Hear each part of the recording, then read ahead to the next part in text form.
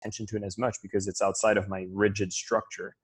And so every time I see an anomaly, and there's sometimes people will book anomalies because I'm invited to calendar invites with Vision and stuff. And then anyways, that's where the whole thing happened. Yeah. Nonetheless, I am here, I am present, and I am ready. And I see you've actually interviewed a few people I know. Oh, really? Hold on 1 second. Let me plug this in. I put the wrong plug in. I put the wrong microphone in. There we go. Nice. Yeah. So who? So obviously Megan McNeely, Protecting the Asset, just interviewed her as well. Yeah. Anthony Trucks is one of our students that comes to our events. Oh, I didn't know that. And there was another person I saw on your list there. I forget their name. Cool. I should probably, when I reach out to people, I actually should probably put some people on my list that I've talked to because I haven't done that yet. Yeah. Oh, David Wood. I just did David Wood not too long ago. Oh, you did? David Wood? Yeah. With his case method, right? He like the tough conversations, David Wood? Yes. Yeah. You know, that's I don't remember using that acronym. I think he just came up with it because when we interviewed, I accidentally said care instead of case. And he's like, oh, I noticed you said that, but I don't think it's an accident. I think I'm changing my model to be care because that sounds way better. And then he changed whatever he had for the S is now an R, and he was able to create the acronym anyway. So I was like, oh, that's cool. Oh, that's cool. Yeah, that was actually one of my favorite conversations with David. So that's cool. You know, wow, small world. He's a good man. And so with that, what I was saying about the camera is like, this is what you get. If you want to share it, feel free. But I'm on quarantine mode. That's fine. You know, with podcasts, especially like, ones that don't get millions of downloads, they mainly just get listened to. There's not a lot of views on YouTube. So yeah, just at the same time, I've interviewed a bunch of people. We're all like, hey, this is quarantine. We do it the best we can with what we got. So exactly. I have two cameras, and so you can see me like keep looking up and down. I'm trying to get used to looking down because I like this view better, but like then my screen's up here. So this is like a brand new technique for me that I'm on with you. All right, let me blow this up and we can get started here. I actually downloaded this new tool. Have you ever heard of Epoch Cam? No. Epoch. I'm gonna show you something cool. Let's see. I don't know if it'll work. It probably doesn't work. It doesn't work. But I can turn my iPhone into a webcam. Oh, that's cool. So I don't know if you're running on Mac, or I think it works on PC too, but you can turn whatever smartphone device you have into a Wi-Fi connected webcam. And so you can have so if you're taking night recordings, it's so good because the webcam on most laptops is terrible. And so, I tried with this, but it has connection issues when I move up here. Yeah, that's awesome. It's actually a really awesome app. I've never been. You probably have a lot of hacks. I guess that's what I'm here for, right? Yeah. By the way, I do forget. Are we talking sales or we're talking productivity? So we could talk about everything. So the podcast it's based around mindfulness in business or family. And so we'll just be talking about how we can use, mindful techniques and being aware of the techniques we're using to use it more efficiently and for our productivity and time and all that. And then, I know that you have like tips and tricks of how to make the most of that. So I wanted to talk a little bit about that too. So I'm thinking of, if you're okay with it, I'm thinking of sharing something I've never shared before. It's a project that I've been working on, which actually sounds pretty cool as a headline. It's called the Black Box Project. Okay. And if I decide to go into this, because how long do you want this to be? If we could go an hour, that'd be cool. Okay.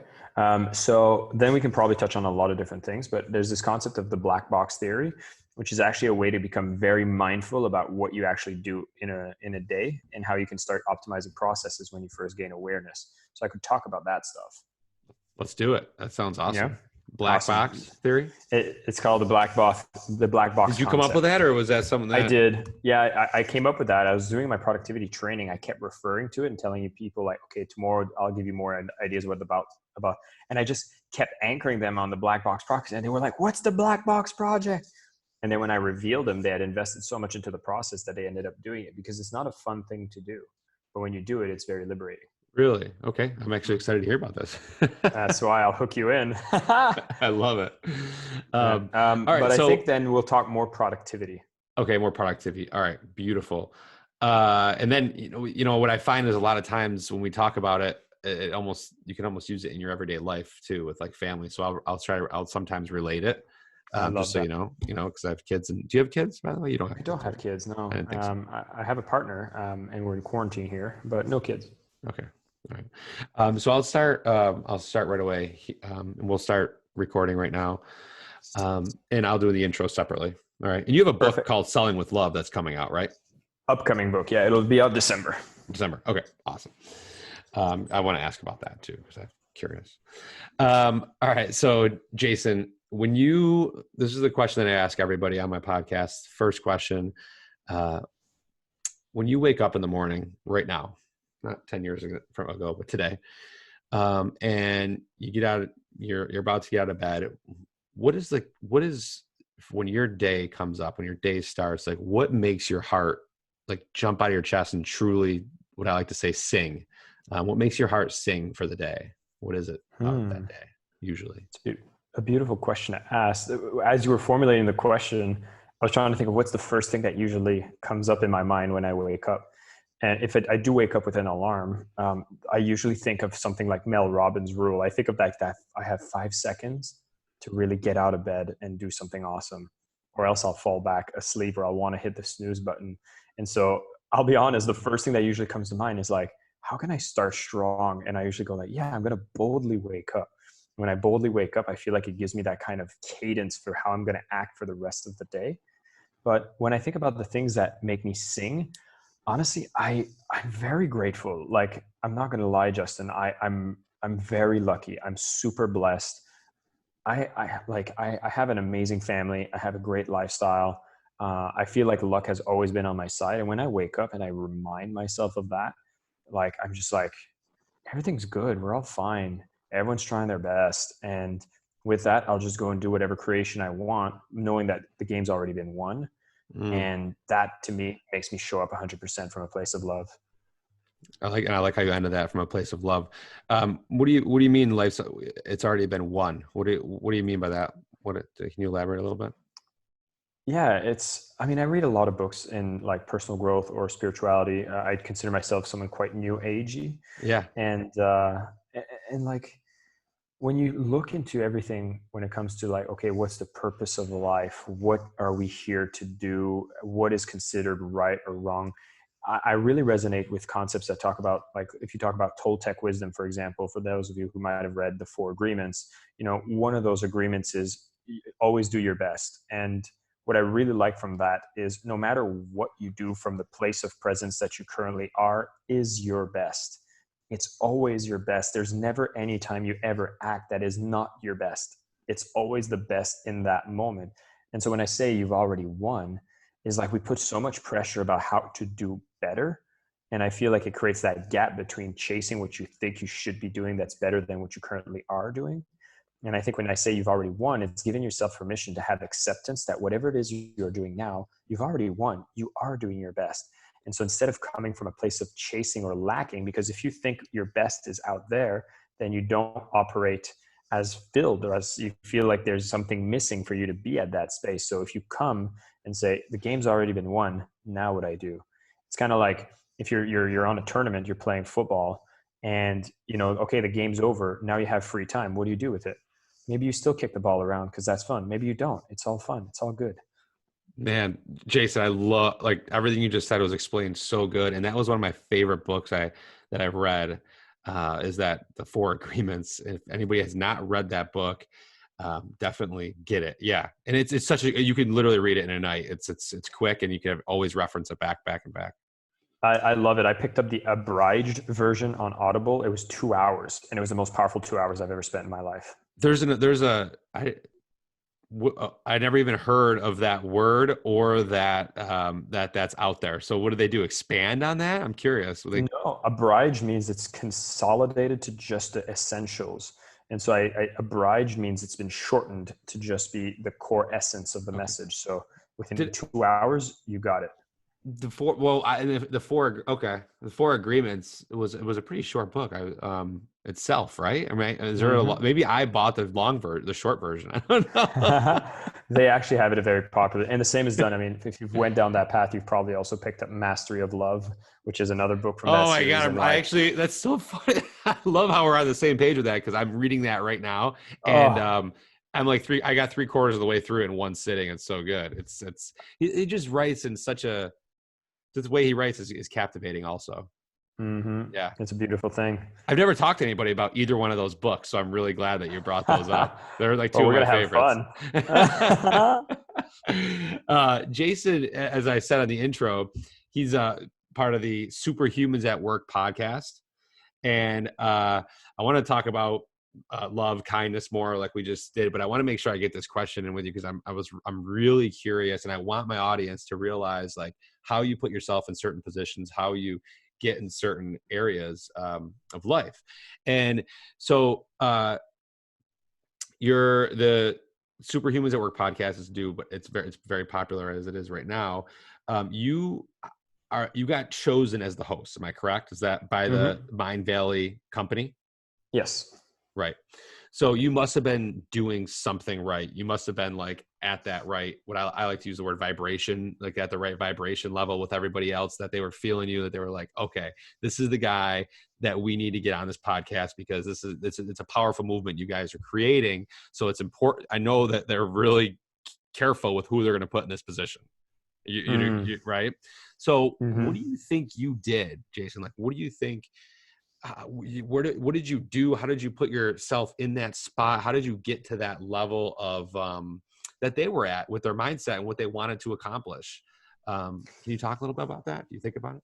Yeah, I've actually never had anybody ask that question. It's a very powerful question. I take it for granted sometimes that it just happened naturally. But, you know, in my case, I was working for Mindvalley for about 6 years, and I wouldn't consider myself someone who followed a very traditional path of growth within the company.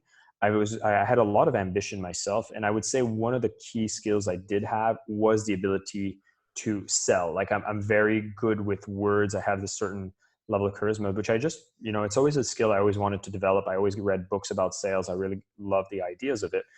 And so I've always been someone who's very good at communicating their ideas and pushing projects that I think are important for the company. And so, you know, from the moment I started, I got promoted within like 3 weeks to lead an entire department for entrepreneurial products.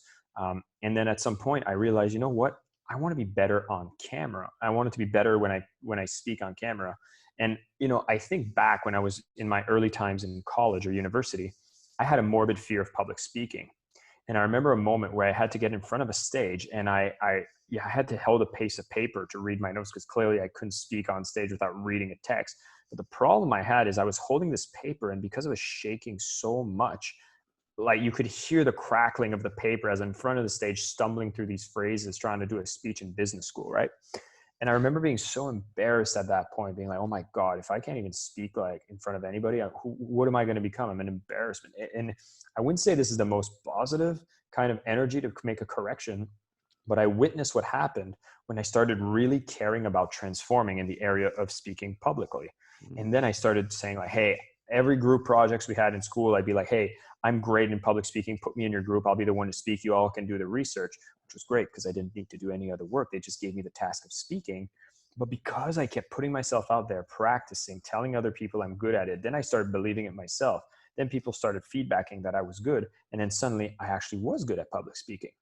Now, this story is relevant because what happened is I was in Mindvalley and I said, I want to get better in front of a camera. And I was reminded of the transformation I had when it comes to public speaking. And I said, what do I need to do? I just need to practice. So I ended up starting a weekly show, which was called Online Marketing Weekly. And I'll tell you one thing, Justin, I didn't release the first 7 episodes because they were so terrible, but I just did it. And I was like, I'm just going to record one thing a week. And then the first one, I was like, that's horrible, but I watched it. I studied myself. Then I did second, third, all the way to 30 episodes. And I started releasing them. And then I was like, hey, I'm getting good in front of a camera. I'm getting better at reading scripts. And so when I train myself to do that, at some point, Vishen, the founder of Mindvalley, he's like, hey, we want to do an interview series and we need someone who's good on camera. I've noticed your weekly show, you're doing pretty good. Why don't you start doing that? that led to an impact at work video series that I had with Mindvalley. And then as I was doing that as well, people were complimenting me on my interviews. And then Vision said, okay, the podcast needs to be released. There is no other person that's as good as Jason on camera that can do the right interviews, get the right essences from people, can structure stories well. It's a clear choice that he's going to be the one to host it. That's I've taken away a lot from that. And a lot of it, like when you're saying that, my mind just goes, so you're just taking initiative, right? You're just taking initiative to improve yourself and really caring about improving yourself. And then what happens is things just start flowing, right? And you don't know what's going to happen with it, right? You weren't doing it to make millions. You weren't. I'll tell you a funny story. So there's a process we use at Mindvalley. It's one of our products. So I'll give a disclaimer. It is something that we sell at Mindvalley. So I do have a bit of a bias, but I'm a product of this. I'm a result of this product. I practice this weekly, and it's called Lifebook. And what I did is I mapped out what I want in 12 areas of my life. And I remember setting goals every year. Like I start my year with setting what is my one thing I'm doing this year? And then how do my quarterly goals trickle from that? What does my monthly goals trickle from that? I started 2019 with just saying, I just set a goal. I just said, I'm going to build my personal brand. I'm just going to build up my personal brand this year. I don't know what this is going to look like, but I'm going to keep my radar up on what are the things that'll help me build my personal brand, and we'll see what the universe can deliver. And so the first month I just went like, hey, I'm going to maybe post more on social media. Second quarter, I was like, hey, I'm going to find opportunities to speak on stage. And then suddenly the podcast opportunity came. And then they said, you're going to create a product. Like right now I'm designing a quest with Mindvalley on productivity. And I didn't ask for it. What I ended up doing is helping a bunch of other people within Mindvalley to become more productive. And then again, the team said, Jason's been making a bunch of people more productive when they're working from home. Why don't we have him do a full course to help everybody else? And so I just set that great intention at the top. And then now I'm in the process of writing a book, creating a course. I have the podcast. I didn't specifically ask for any of it, but because my radar was still looking on things that would contribute to that vague, lofty goal, I just took action. Love it. And that was the life book. If anybody was interested, like possibly myself, on mindvalley.com, right? Yeah, if you go to, I think it's life.mindvalley.com, you can do an assessment about the 12 categories. It's pretty cool. Yeah. So productivity. Okay. We talked a little bit about that before we pressed record on this. You put a post up recently. I mean, look, this is we're in the middle of the coronavirus epidemic, and actually New York, where I live in New York, they just extended the stay at home through May like 14th or something. So it was April 29th, and now they just extended it to May 14th.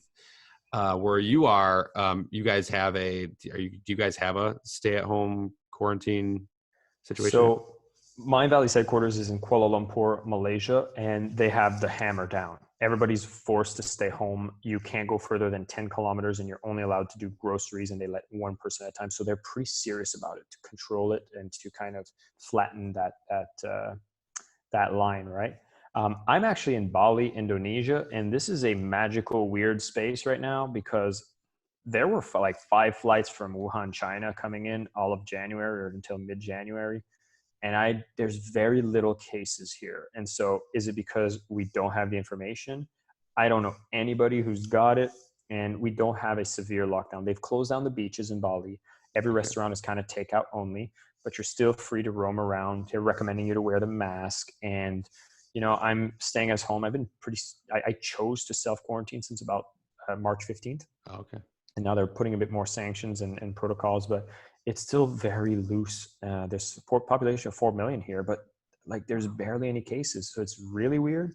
I feel very blessed, but at the same time, I know information is not fully dispersed. So we're still being very careful. Absolutely. Bali. Where did you grow up? What city were you from?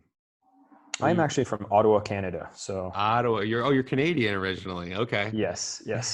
I didn't do an origin background check on you before I had you on. So yeah, I'm a French Canadian, right between Montreal and Ottawa. Oh, all right. I'm like 50 minutes from the border of Canada, so I've been over there a bunch of times. Not to Ottawa, but so really jealous you're in Bali right now, by the way. So I have that factor coming up in the back of my mind. Like, damn, I would like that'd be so cool to be there right now. But alas, we're not. So the coronavirus is here. People are home, and there's probably, I don't know what the percentage would be, but there's so many people that would want to go up to their boss before this happened and said, "Hey, can I get like a day or two from home and work?" Right? And now they're getting their dream 5 days from home, and they're figuring out, well, maybe it's not all as cooped up or as it is, especially if they have kids and family. And you put up a post recently just giving tips on that, right? If I remember correctly. Can we just, most people here probably haven't gone and saw that post, so can you talk about that a little bit? Yeah. And so I've actually started with just writing a post just the moment this all happened, about some of the things you could do when you work from home. Yeah. I then further on developed it into a full course, which I can walk you through all the optimization. It's really a question of doing a lot of optimizations when you start transitioning to work from home. And I loved how you pointed that out. It's like, be careful what you wish for, because everybody wanted to work from home. You got it. Now what? Here we are. And so listen, when you transition to work from home, you should first off change the mindset, because I think a lot of people are like, wow, I'm being forced to work from home. Already it feels like an infringement of freedom. And the moment that happens, you resist it. You start being like, oh, I didn't ask for this. This is not the way that I wanted it to happen. And it's almost like our resistance to that expectation is creating us to have less appreciation for the opportunity it could provide. Okay. Now, mind you, there's a lot of other people that are actually having far worse scenarios where it's that they lost their employment. But at the same time, there's always silver lining. You're finding yourself being in quarantine. That means there's probably less expenses from going out, and you can really focus on things that could develop your skill sets right now. So there's tons of resources that you can really look into diving deeper on how do you become a more valuable person in the workplace. And so maybe your dream job is going to be on the other side. So I feel like it's a big cleansing going on right now. Okay. Now, mind you, there's a lot of people that are working from home. They need to make that transition. So let's see what are the things you need to look into. The first thing I tell people to do is to become more aware of what's going on, right? If you want to be productive at home, I tell people, okay, be aware of how are you currently set up? Like, do you have a space that you work? Do you have a certain time that you work? How do you manage your emails? How do you find your to-dos? Where are your company priorities? What are the main communication channels that you have between your team, your managers, all of those things? And I think it's a powerful exercise to kind of use a tool such as Loom, Loom.com. It just allows you to record the screen. And an exercise I've had a lot of my colleagues and other people that are taking the course I'm making is to actually go and record their screen based on what does your email inbox look like and how do you manage it? What does your calendar look like and how do you manage it? Where do you find your to-dos and where do you find your priorities? And just by doing that, you get this kind of awareness that, I know I talk about this thing called the black box project, which we could get into later on if you want, but it's kind of sets the foundation for going down that path. But just having more awareness, you can already start being, hey, maybe there's ways I could do it better. And now that you've transitioned from working remotely, you want to make sure you also have the right technology. So you start with the awareness. Now let's look at the technology. And there's really 4 major things that you pretty much need access to as a knowledge worker, which is access to the email and the calendar, which gives you a lot of the information you need. You want to have access to the files and documents. And today, more than ever, availability of information through cloud is a blessing. I mean, most people are using Dropbox or Google Drive or like any other software that makes most of the files available. And if not, you're part of a large organization, your IT department is probably making sure that every file is being accessible remotely now. And there's probably some protocols that make that simpler to do today more than ever. Then I speak about how you need to have access to communication tools. This can be things like Slack, so you can have that water cooler environment be replicated virtually.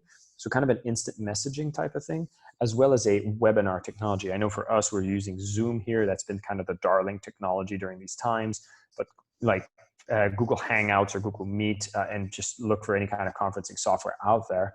Mm-hmm. When you have those 4 big major items, you can really get yourself probably set up to get going again. Then you start talking about how do you manage the information, how do you manage the communication, and how you get better at execution, which I could dive into as well if you like. Yeah, I think everybody's at home right now. Most people working, and I think that this is an important topic to talk about. Being, a lot of times, and I'll say why.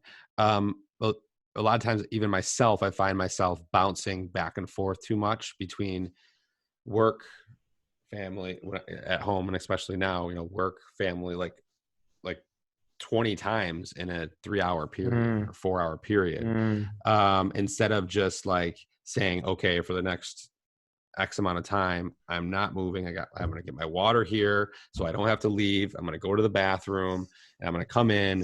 I'm going to lock the door. So sometimes I'll say, and the reason I want you to talk about it, and I'm sure a lot of people can relate, is I'll just like keep the door unlocked. I'm like, oh, if they come in, I'll just say hi, give them a kiss. But I don't realize the type of time that it's mm. creating that I'm losing when I could just be focused here and then go out there and focus. Right. Yeah. So go ahead and definitely talk about that. Well, let's start with that before I get into more details. So, as I mentioned before the call, I don't have kids, so I know that there's an extra layer that you need to deal with, which I don't. So, what I did is I went to interview Heather Chauvin, and she teaches a lot of parents how to manage work and life balance, especially with having kids. And what I really love from interviewing her is she shared a lot of insights around how important boundaries are when it comes to working from home. And so one of the optimizations I share is how do you actually optimize what are the times that you decide to work and how clear are you at communicating that with all stakeholders? Most people would assume that communicating your work hours is something you need to do with your colleagues, but it's even more important to do it with those who are in your home with you. They need to understand, what does it mean when you are on work mode? What is expected of you? What is going to be not happening from you? What is a sign you can put on the door?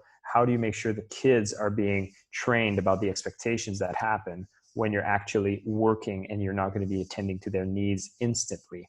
And kids are persistent, and they don't have the awareness often, so they're just going to knock on the door, they're going to walk into a meeting. And I think we're lucky, because if you think about the aspects of working from home in a normal scenario, right? You're working 1, 2, 3 days a week and you're working from home.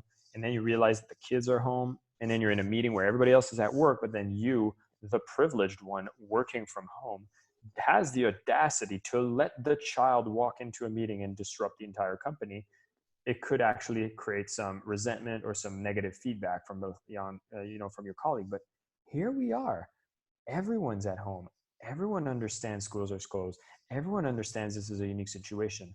So yeah, the kid can walk in while you're having a meeting, and then you're just going to say like, hey, everybody, like, this is life. This is what we're dealing with. I think everyone's coming in from a place of more understanding than ever, given the situation. So this is the perfect time to be able to train your kids about what does it mean when you work, and setting that time boundary, and also training your colleagues about what does it mean to be a family person that also chooses to work from home, and making sure that there's going to be a time of adjustments. And I think the patience levels is really high for everybody. And Yeah. so the time optimization is set the times you're working, schedule the time you're having lunch, schedule the time that you're going to get disconnected.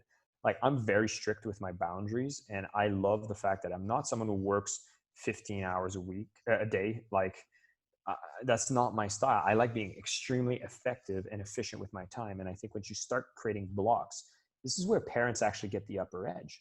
You have hard limits. You have times that you're like, at 6 p.m. or at 5 p.m., I'm with the kids and I cannot be disturbed for work. And I think a lot of people who aren't parents let themselves just continue working. You become Mm, less efficient. interesting. If you set the boundaries, you'll get more done in less time because you'll be focused with a lot of intensity. Yeah, I actually never to stop you there. I actually I didn't have those boundaries before. Probably 2 years ago, I set them where I have a 5-year-old and a 2-year-old. When my second kid was born, I should have did this earlier. With my business partner, I said, and my employees, East Coast time from 4:45 until 8 o'clock. Like I'm out. Like or I'll randomly be checking, you know what I mean? Mm, Or I'm completely out. So you cannot expect me to be there. And at mm, first it was, for people listening, at first it was, there was some pushback and like, oh dude, you got to, this is important work. And that came from someone who didn't have kids. Of course. And I can understand that. So I said, I understand it, but this is what I'm saying. This is like, I don't work for you. We're partners. So here's the deal. And after a month, maybe not even a month, if I can remember, everything was fine. And to this day, he's like, yeah, I know you're not. That's cool. That's cool. It's just, I don't know what else to say about it. Just the way it went down. Listen, I'm going to say something that I hope it doesn't come across as arrogant. It's just the truth that seems to come to me at this point. But if you feel that your only value you provide to the company is the number of hours you work, you should be spending a lot more time refining a skill set that is indispensable to the company so that you can actually bring that value in less time and more impact. That's great advice. That's great advice. Because here's the thing, if you set those boundaries, and obviously in your situation, you're a partner. So at some point there, people might be listening saying, yeah, but you're a partner. I'm an employee. Well, I'll tell you one thing. One of the things I think I do more than anyone else at Mindvalley is set strong boundaries and work less time. And I communicate that directly with my CEO. I'll be like, I'm disconnecting at this time and I'll be back and like today more than ever, you'll have your mobile devices. People are using WhatsApp. After a certain time, first off, I've removed all my notifications. And I'll give a tip for anybody who's able to get a second line, and your WhatsApp might be something that's coming in with work conversations and private conversations, which to me is a bit of an annoying thing because I want my WhatsApp to be the place where I speak for personal issues, and work, I'd love it to stay in Slack. But sometimes they want to use voice messages. My CEO might enjoy using WhatsApp as much, but if it becomes a problem, WhatsApp for Business can be downloaded on your phone. And if you can get a second SIM card that's just being used for a number, you can actually transfer your number to the WhatsApp for Business and then set up your normal WhatsApp with a new number that you only share with your personal circles. So that way you can turn off all the notifications on the WhatsApp and only look at it at the times that you know you should be looking at notifications. It's not the right time, right place when you're having dinner with your family to be checking messages coming in with a ding that came up on one of your messaging platforms. So first off, I actually advise everybody to turn off notifications on everything all the time because you shouldn't be disrupted to get things done. You should be proactive on getting things done. Yeah, that's really good advice. So something similar is Skype. That's where I have all my business conversations. And I'm really grateful that you brought this up in this conversation because I used to have the notifications off on that for a long time. And then for some reason, there was a project or something where I'm like, okay, I need to turn them back on. I don't think I've shut them off in 8 months to do it again. And I think this is a big reason why I've been a little bit more in and out than I normally have been because of those notifications coming on my phone from my work Skype. Interesting. And I'm going to quote here another author I got a chance to interview. His name is Nir Eyal. He wrote the book Indistractable. And he actually wrote a first book, which was it was called Hooked. How to use the techniques that big companies use to get you hooked on their apps and applications and how you can design your products to get people addicted to it as well. And his follow-up book was how do you actually reclaim your freedom from all the things that try to take your attention and distract you all the time. One of the things that he talked about is you need to manage your external triggers. Like these are all the dings, the beeps, the disruptions. Like we become numb to them. We just accept them as what's reality. But the fact is you can take responsibility and start actually setting yourself rules and removing those things that try to take your attention. Everyone's fighting for your attention. It's your number one currency today. And what's harder than ever is to get that 3-hour block into deep work and focus and get that creativity, get that stuff. The essence that creates greatness is what attention demands. And you need to be vigilant to defend those blocks and to be aware of what are those external things that'll come to take it away and manage them. So every ding on your phone, do you want that ding? When it comes up, get excited. Get excited when a ding comes up and you can be like, oh, I can see if this is a ding I want. Pay attention to it. I just had a ding the other day. I was like, oh, look, I have this Facebook message ding that just came in. I don't care about Facebook messages. I don't want a ding about it. Now I can go do something about it. The first week's going to be brutal because you're going to see all these crazy dings and usually you would just go numb. But the numb is not the solution. The responsibility, you go, all right, there's a bunch of notifications. Let me go individually remove anything that is not something I want so that the only thing that remains is what I want. Do you know the only thing that makes sound on my phone right now is if my girlfriend calls 2 times. If she calls 2 times, then it creates like, I wanted to find a Darth Vader sound, but I couldn't. So it's just a very strong alarm. And I'm like, drop everything. Baby needs attention. That's I think that's the do not disturb function where someone has to call twice in order for it to get through, at least on the Apple iPhone. It's funny.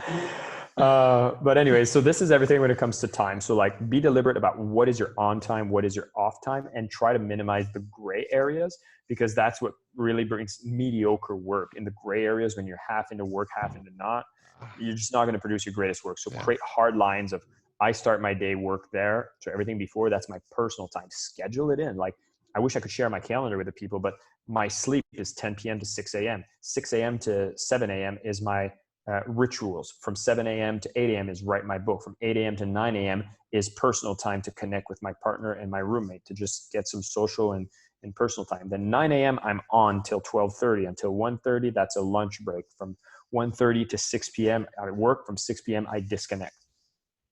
And do you have any mini breaks in between there? 1:30 to 6:30, or do you just? I don't, and I could, but that's one thing I didn't structure. So it depends on how I'll set up my day, because I'll actually take the tasks that I need to do and I'll schedule them in when I plan my day in the morning. Okay. So for example, if I need to do a research on an upcoming podcast, then I'll actually have a task that I know I need to do that day, which I'll say like, okay, for these time block, I'll go and schedule an appointment with myself that's what I work in that hour. Do you schedule in, so will you have your morning thing? Do you have a meditation routine that you do? That's part of my rituals. So I'll take 10, what's your practice minutes. Look like?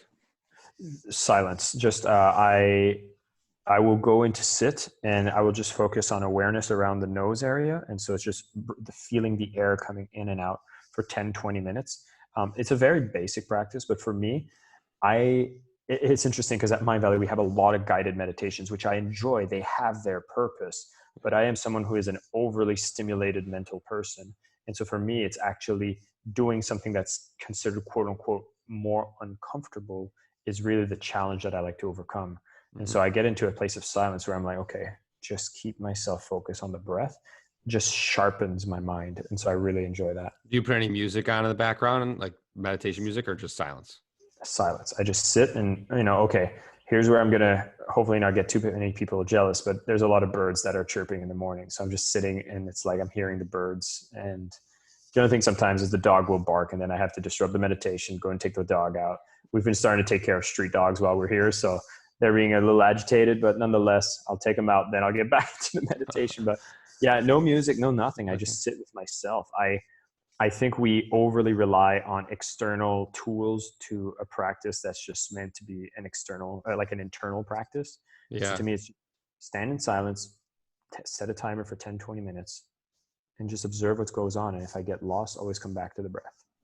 Yeah, that's great advice. I do that often, and to go along with that, one of the things to go with what you said is that's why I like doing like a 30-day transformation or a 15-day transformation, because then when you wake up, you just press play on that one. You're not searching for something for 10, 15. Sometimes if you're doing guided, you might go, not this one. Oh, I want to try this one. Oh, where was that one that I tried the other day? Like that's I know because it's happened personally. So guilty. Yeah. Yeah. Not many people talk about that though, to be honest. I haven't heard too much of that. Yeah. So I'm scheduling an hour to meditate. I'll spend 40 minutes to find the perfect one and do a 20-minute meditation. Oh my God. Yeah. Right. So, I sometimes just go back to the basics. Like, don't get me wrong. I love a guided visualization, and I'll use those words because that's how I define it. One of the most powerful guided visualizations I've ever done in my life was a 2-week, 3-week challenge. And it was the 6-phase meditation that Vishen Lakhiani teaches. Cool. That stuff is next level powerful. Do I consider it meditation? Personally, I don't. I actually think it's a creative visualization. I'm being prompted to stimulate my brain to visualize certain things, which are extremely powerful for the intentions you want to set in a day. But in my head, this is just my definition when it comes to meditation. It is that moment of taking away the visualization and bringing it back to just the now. And so that's a different exercise for me. 100%. You know what? It really makes me feel great that you brought that up, because I did the 6-phase meditation, and I didn't, that's fine. I consider it a meditation, when I'm sure some do also, but I'm in the same exact boat. When I just like to have, when I meditate, I like to have a clear mind, where it's empty, right? And thoughts aren't thinking about an intention, aren't thinking about a visualization. However, if I do that for 10 minutes, then I can go into like an intention or visualization afterwards. But if I did that, because I was going to do it, I heard about it. I think it was listening to one of your podcasts, and I did it for a day. And then I was like, oh no, the only way I can do this is if I put it in after I meditate. I haven't done it yet, but I do want to, because I liked it. It incorporated a lot of my favorite types of meditations in it, which was really cool. So anyway, if anybody is interested in that, you just go to YouTube and you can find it, or I'm sure it's on the Mindvalley website. Yep. Just check out 6-phase meditation. It's a pretty cool tool. Yeah. Justin, I'm just thinking, we just talked about the optimization of time. I have a couple more things I'd love to be able to share for people when it comes to optimization.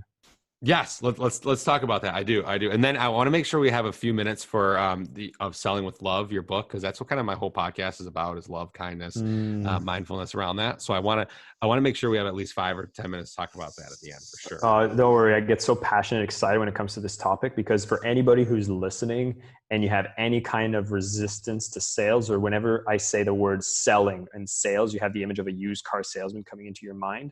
I'm about to blow your mind with a new definition. So we can definitely talk about that. Yeah, for sure. Let's talk about this optimization, because especially right now in the times we're in, this is important. So check it out. We talked about optimization of time. So now you're very clear of what is on, what is off. But here's another optimization I think is really important. It's space optimization. And so if you look, what is your work environment? Like, are you sitting on your couch? Are you sitting next to people eating at the kitchen? Like, what is the space you have designated for you to be on work mode? And how does that environment look like? I think the choice of a ritual to work is very powerful. Like, what is the desk that when you sit in that chair, that location triggers you to get into work mode? I think is a very powerful ritual to include. And so if you can't have that space dedicated, at least have an action that you create that puts you into a state of work mode. I'll give you an example. Let's say you are forced to work on the kitchen table. Well, make sure that when you are about to work, you set the laptop down, you open it in a specific way, you ensure the things around are cleared.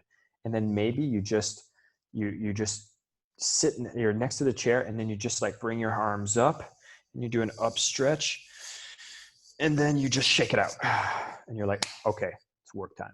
Like, sounds stupid, right? It's dumb, but most of the little things that work are usually stupid and dumb. Most people don't do it, but if you do, it'll get you in the right state. Can I quote you on that? Most of the things that actual things that work are stupid and dumb. I love it, because it's right? true. Like, or corny. We can add corny in there too. let me tell you something stupid and dumb I don't do, but I should do, since I'm gonna. And by the way, I love teaching in the sense that it reminds me to do it. And so I'll tell you one of those things.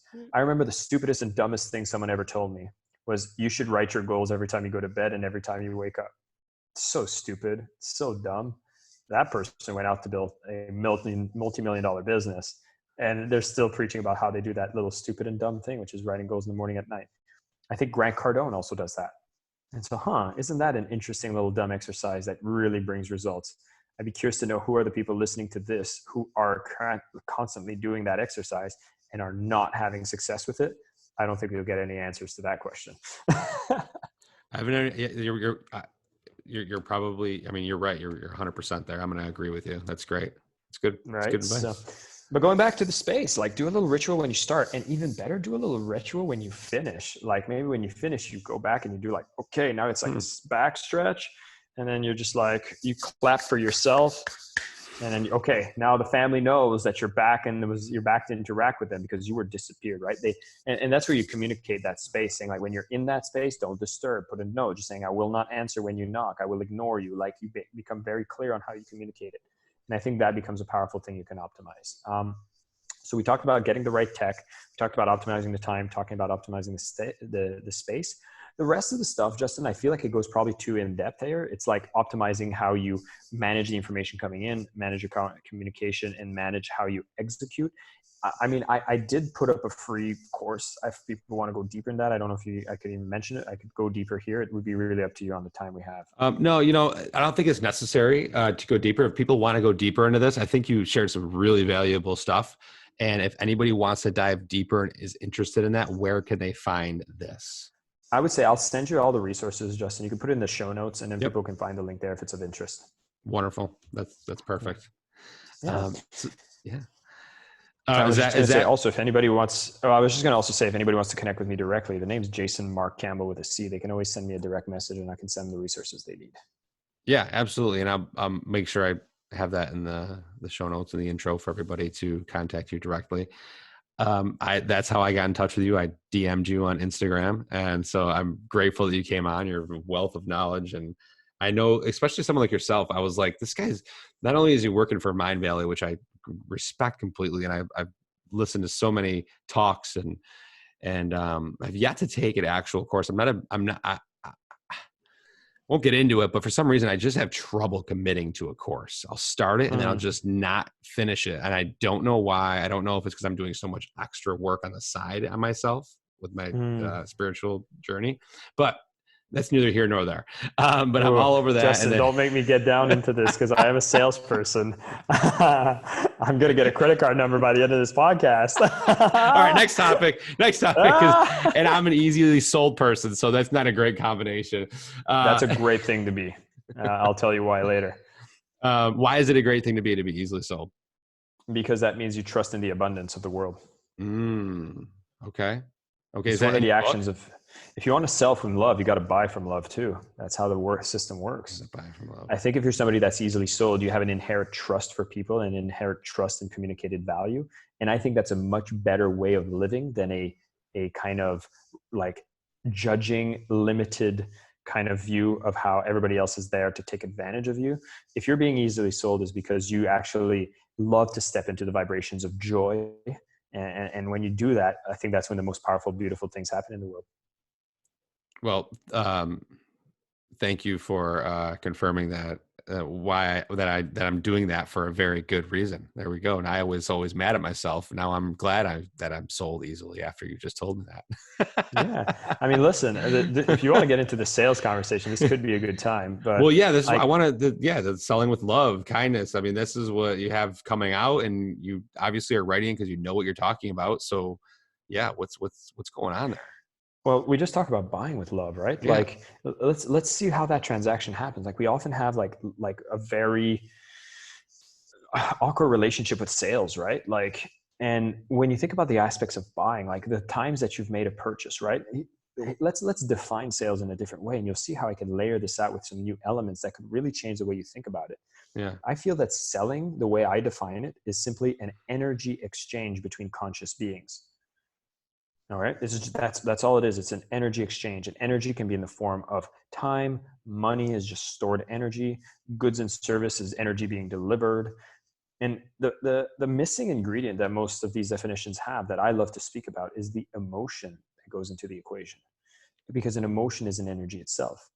And so when you know what you're offering is of greater value than what you ask in return, the gap that fills that is actually love, joy, and enlightenment. They're all the things about love.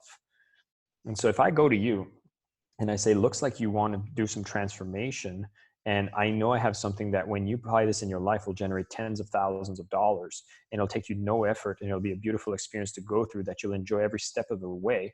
And if you make $10,000 by going through this process and I sell it to you for $1,000, this is a beautiful equation. I will become relentless to making you understand what is the perceived value that I need to communicate to you so that you can take action on the real value that I know to be true for you. Okay. Now there's a lot of different lingo that I throw there, but well, the key is yeah. Sorry. I didn't mean to interrupt. No, I was just going to say the key is just getting as close to understanding what is it that you're delivering as value for people. And then you become unstoppable to sell it. Yeah, well, the first step then is, of course, having something more valuable than what you're actually charging for it. So yeah, that's and believing it, right? Some people don't like to take money from others, I guess you could say. I've talked to somebody recently about that. Yeah. Well, here's where I could rapid fire some great concept. And if people are listening, this is going to come in like a wave of knowledge that's just going straight to the conscious, subconscious, and reprogramming some crazy shit. If you're ready for it, I will tidal wave it. This. Jason, tidal wave it in. Okay. Everybody, if you have any kind of resistance with sales, I just laid down the equation and explained what it means to sell from love or above, right? This is really when you know what you're giving is more value than what you ask in return. but there's usually some steps that we go through in our lives when it comes to selling. And it's 4 emotional blocks or stages that you'll go through, right? The first one is actually from a place of shame and guilt. This is when you sell and you're just feeling like sales is a dirty activity. And when you make a sale, you actually become the salesperson that you have an idea that is a bad person, that used car salesman. So every time you step into that space that you need to sell, you're becoming the bad guy. So you resist it. And every successful transaction you have builds on guilt and shame because you think you're not worth it and you think you're becoming the bad guy. There's a lot of things that need to be cleared from that space, and it comes from 2 major sources. Number one is because of all these ideas in the medias or any personal experiences you had with a salesperson that actually was negative, and you took it personally. You thought that person was out to get you. What I want you to understand is whoever sold you that was actually in a place of less abundance than you can understand and didn't do it by choice, but did it out of necessity. And if you believe that story, you can actually have a sense of understanding more than a sense of resentment. And that will make you clear a lot of blocks when it comes to sales. Number 2 is actually when you're a child and you actually were a great salesperson. Like, tell me a kid that's not a great salesperson. We just talked about setting boundaries for time. And I believe that if you have a child that you just told him that he can't come in until 5 p.m., he will be at your door knocking very loudly forever at 4:30 until you cave in and say, possibly, okay, now you can have it. Or more than likely, you will say, hey, I said 5, stop asking. That leaves a mark on a child. They will remember that the more I ask, I don't receive love. If I don't receive love, this is painful. I don't want pain. I'm not going to sell. Selling is painful. Okay? Those are the things you need to have some awareness on. Deal with that. And I'll give you something that can really help with dealing with that is find new role models. Elon Musk is a beautiful salesperson to model. You have everything that's ever been created in the world has been a result of a sales process. If you look at any building, or any piece of real estate on any piece of land, is someone that had a vision and decided to mobilize people to sell them into coming to build it and then to sell it back to someone. It's all a product of creation. So selling is the most beautiful thing ever. And there's a few rotten apples that stick out, but if you let go of them and you understand it's simply because people were not in a place of abundance to be able to sell from a place of love, you can do something about it, which is for you to step into that place of love, which you'll learn about in a few minutes. Are we good on this first layer, Justin? Yeah, Jason, that's awesome. That's like okay. setting the boundary, setting the play here. Yeah, go ahead. Okay. God, what's next? Next is the danger zone. It's actually the fear-pride complex. Okay, the fear-pride complex is that you start learning about sales. You gave up that shame and you start doing it for one person, for yourself. And then you start getting good at it because you learn a couple techniques. You follow the right process, and then you're like, hey, I'm good at this sales thing. But you're not taking responsibility for the consequences of any sales you make. So you just do it because you're trying to build abundance for yourself, but you're coming from a place of fear. You are wanting more, you are craving more, and you are also prideful of the success you're getting and the abundance that you attract every time you make a sales transaction without necessarily being conscious of the full impact.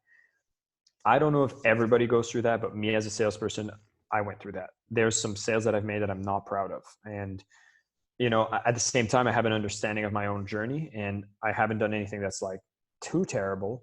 But at the same time, there's some sales that I was like, oh, when I look in hindsight, I'm like, maybe I shouldn't have sold to that person.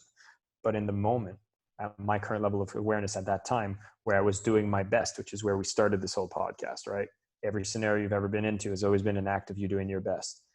I felt really excited about making that sale. It was about my pride, about how I could close other people. And this is where you'll see all those examples of the stockbrokers, the Wolf of Wall Streets, the boiler rooms, the Glengarry Glen Ross. Like, it's just a very ego place to be making sales.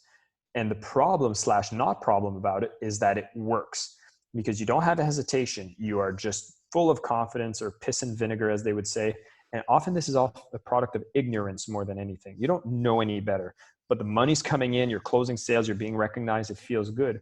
Until you have a moment that you decide to gain awareness. And then you're like, wait, every time I sell changes people. And what is the change I'm creating? And am I proud of that? Am I excited about that? And am I ready to take responsibility about that?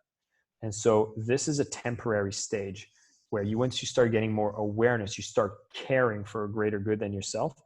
There's going to be a transitionary stage here. Are you still with me, Justin? Yeah.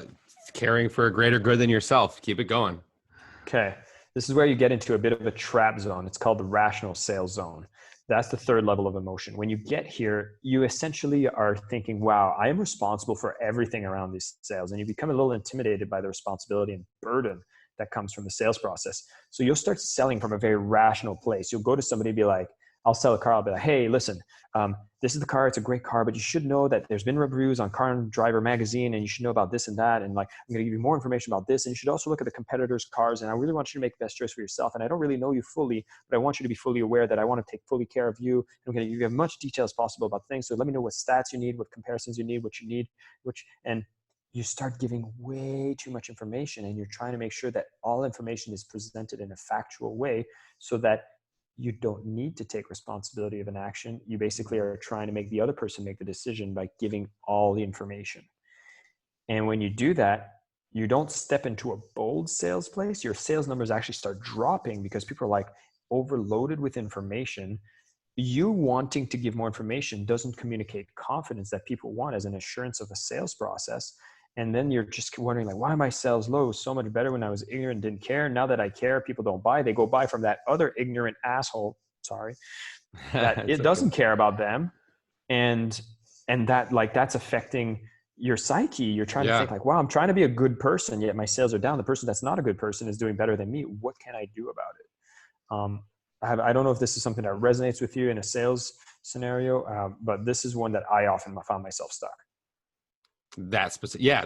What you're saying is like, I literally, when you're talking, I'm like, oh, I've been there. Cause we're all in sales, and no matter what, even if you don't have a sales job, you're in some sort of sales position at some point in your life, I'll give you an example that's a bit more close to home in a relationship. Like, I had times where I was be like, hey, honey, do you want to eat? Are you hungry? Do you want this? We could go there. We could go here. We could do this. We could do that. And then she's like, I don't want to make that decision. I want you to make that decision.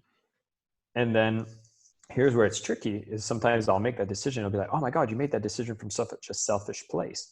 And you're like, oh damn, I regraded to the fear pride side, as opposed to step to the fourth level that most people are unaware, which is really what you call the love emotion of selling.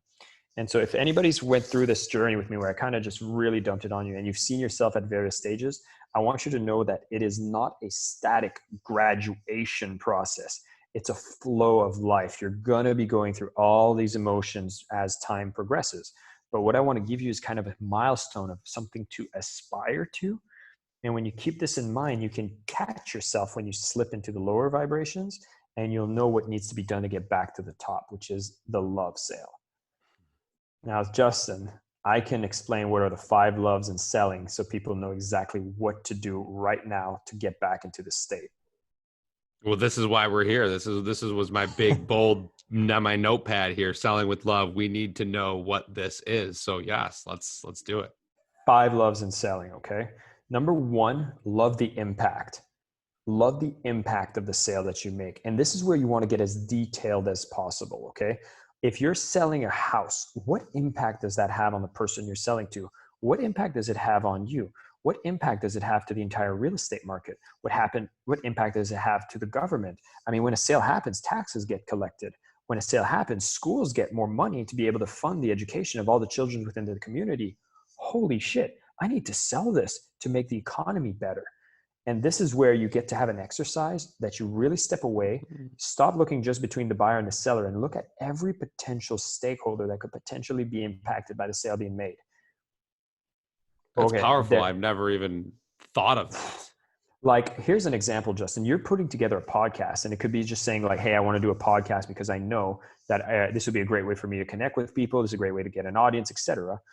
But if you start thinking, wow, if one person that's listening to this actually gets an idea that they bring back to their company that allows a company to survive during these darkest times during coronavirus, I need to go out there and record as many podcasts with the most individuals so that that one person, or God forbid, these thousands of people get that one idea that saves companies, that help the economy prevent itself from dipping, that really makes America great again. I need to record as many of the most awesome episodes on this goddamn planet because this is the mission I'm on. It makes you show up with a different energy. Wow.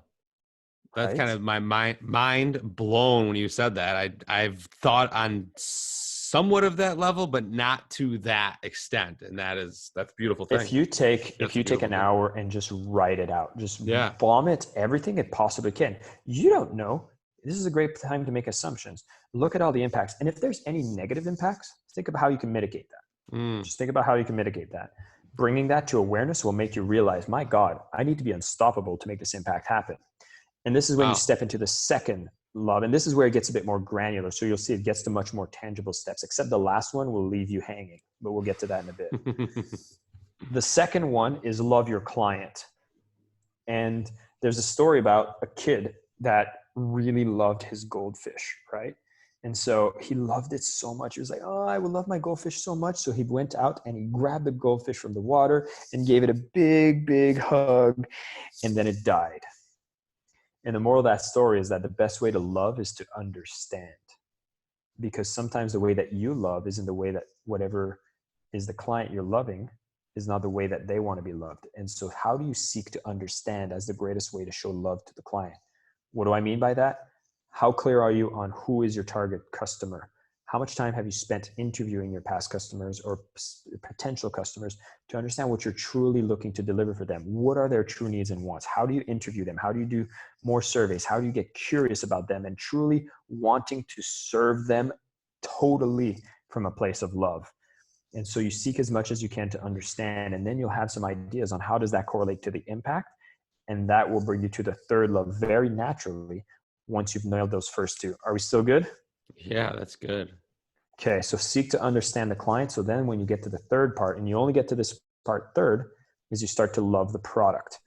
This is the creation. This is what you offer as a service or a product or whatever it is now you know you understand the customer and what they want. You know what the ultimate impact you want to make is. How does the product do that?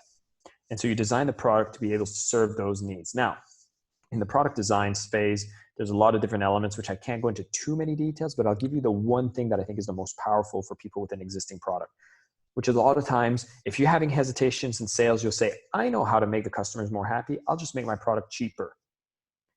And that's the problem. That's not a place of love. That's, again, a place of fear. Here's how you make your product better. Imagine you need to sell it to the same clients, but for 10 times more expensive. When you think about that, you'll start understanding what needs to be included in the product to make it worth that much. That's how you step into a place of abundance, creation, and love. And then you're like, wow, if my $200 product was $2,000, I'd have like 3 private calls that would help them onboard. I would make sure that they actually get a mail package that comes in and gets them a big ass, like amazing gift that comes through the mail. And then if that isn't enough, try 100 times more expensive and see what kind of crazy ideas come up. I would take a private plane to their house, take them around the world, like whatever it is your product is. You can start having these crazy. It's fun. It's super fun to do. And what's going to be left is one of 3 things. One, you'll have your product, have a few more ideas you could include to it at a very low cost that would still keep the price at the same, and you'll actually be able to sell it more because now you have more value inside the product. Yeah. Number 2 is more than likely going to be the scenario is you'll be able to start selling your product more expensive, deliver more value in a ratio of what you're asking in return. Number 3, some of you might end up coming up with a product that 10 times more expensive and people will actually buy it. And so that's a powerful little step there. There's a lot more to it, but I think this one is just great for getting people started. Yeah. Yeah. You love the impact, you love the client, you love the product. What's the next thing to love? You want to love the process. The sales process is a beautiful thing to love. I read the books such as Sell or Be Sold, Influence, Ultimate Sales Machine, Spin Selling, The Challenger Sales. My God, give me a book on sales and I will devour it. Why? Because I understand that the process of selling isn't manipulation, it is empathy. As human beings, we make decisions from the emotion, we justify it rationally, go back to your emotions and make a decision. I care about you so much that I'm going to understand your way of processing information, and I will communicate that in a way that will be understood by you, what is the true value. Because I've done the work. I know the impact. I've done the work. I understand you. I've done the work. I've built an amazing product. Now I'm doing the work. I'm learning the language that is necessary for you to truly understand what I'm about to give you, which is love and awesome. Build the sales funnel, increase conversions are all things of empathy. My God, if I can get one more person to buy, that is one more life that gets impacted by the greatness of what is being created here. That's a different energy. Yeah. I mean, you're coming from a whole different energy, a whole different mindset when you're creating that. That's amazing. It's great. Final one. Jeez. Final one. You got to love yourself. Justin, I don't think I've graduated from this one yet. This is a journey. This is the one that I think we're all on. I think the more that you do sales, the more fast you get feedback loops on what scars come up, the fears of rejection. Selling is a beautiful tool for self-discovery because you'll see what triggers you, what doesn't, what feels good, what doesn't, in a very fast way. And the lesson to be had here is always to love yourself. How do you do that? You deserve abundance. It's okay. The more abundant you are, the more you help others. And this is where you're deserving of love. Look at all the work you've done on the first 4 loves. Right. Now on the 5th love, it's you have understanding for yourself. You know you're doing your best. You're selling as much as you can, and you know that you deserve the money too. And remember at the beginning, I said some people can't sell from a place of love because they lack abundance. You stepping into abundance doesn't just lift the tide for you. You make an example for everybody else on how sales can be done in a beautiful way that serves the planet. And imagine a world where everyone's able to sell from a place of love. You actually are creating the ultimate abundance you want to see in the world. So you need to live the state that you want to create, and you become an example to let the rest of the world rise to that beautiful state. Jason, that was one of the most impactful 10, 15 minutes on any of the episodes I ever created. And that was awesome. I appreciate that. Thank you for sharing that. I mean, I literally had no clue where that was going to go with the selling with love and I can't wait for your book to come out and for people to hear this more. That sounds like a talk on stage that you could do after this coronavirus. For now, I'll do them on the podcast. Yeah, but it's like, Justin, this is why I do it. Like, I know who my client is. It's a small business owner that has hesitation around sales. And because they haven't picked up my book or learned to listen to this podcast, they are going to miss out on one of the most beautiful skills that allows them to make a positive impact. If I don't write this book, if I don't speak of this topic with the level of passion and excitement that I have when I speak about it, that means the douchebags win. The shit salesman wins if I don't train the good people to sell with love. And that's one of your points that you talked about. That's great. And that's you need to get on as many podcasts and talk about this. That's great, man. This is very impactful stuff for people listening. I'm really glad that I had you on. What would you say to your 18-year-old self if you could go back and give them any kind of advice? What would it be that, and if you would listen, what would you tell that person? Everything's going to be okay. Everything's going to be okay. I mean, this again comes back to what I was saying at the beginning when I wake up and I'm like, the game's already been won. Yeah. Maybe I don't write this book. Maybe nothing happens. That's okay. Some people have been, finding enlightenment, meditating in a cave. Other people have been just living a great life as a mother, father, community leader. Some people have become superstars. None of it even matters. So I'm just going to tell them everything's going to be okay. Just do you. It's cool. And that's what I would tell my 18-year-old self. And, now it's not that I feel like I need to write this book. I choose to write this book. I think it's fun. I think it's fascinating. But I love that topic. Right. I love it. I love that you're right. I think it's such a cool topic. I mean, that's a well-needed topic too. Yeah. So yeah, it's all fun. So I don't have I started by saying how blessed I am. I truly believe that. So the 18-year-old self, I'll just be like, he was very insecure, didn't know how to speak, and thought like, life's over after you're 22. Like, chill, it's all good. Nice. Well, Jason, I really, really, really appreciate you coming on. I'm glad we got to, after a couple of connections, got to have this conversation, and be safe in Bali and stay healthy, man. Seriously. All the best to you in America, and thanks everybody for listening, and go sell with love. Thank you. I'll stop the recording.